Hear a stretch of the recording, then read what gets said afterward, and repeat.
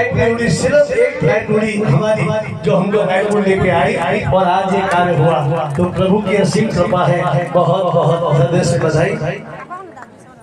श्री भूमिया जी महाराज की प्रतिमा का लाभ 61 श्री चिंतन मालू परिवार ने लिया। मैंने अभी आपसे कहा ये सब कल्याण मित्र है। अभी विवेक जी ने कहा कि मैंने जिसको बोला उसे हाँ कि उसके पीछे भी कारण है।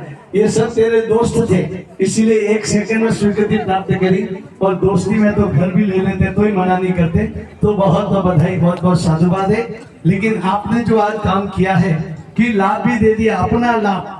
जब स्वद्रव्य से मंदिर बनाते हैं तो पूरा लाभ उसी परिवार का रहता है, पूरी प्रतिमा उसी की रहती है। लेकिन इन्होंने उदारता रखते हुए वो प्रतिमा उनको प्रदान करी और उसकी आवक जो भी होगी वो ट्रस्ट में डाल के मंदिर निर्माण फंड में आएगी, निर्माण में उपयोग नहीं करेगा।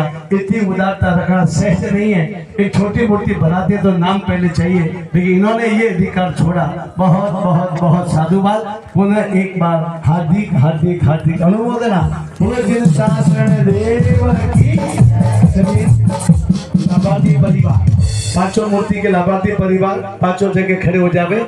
मूल लाइन भगवान के प्रतिमा भराने का लाभ भी 1 करोड़ 8 लाख में डागा परिवार ने लिया था। वो तो पहले की घोषणा थी।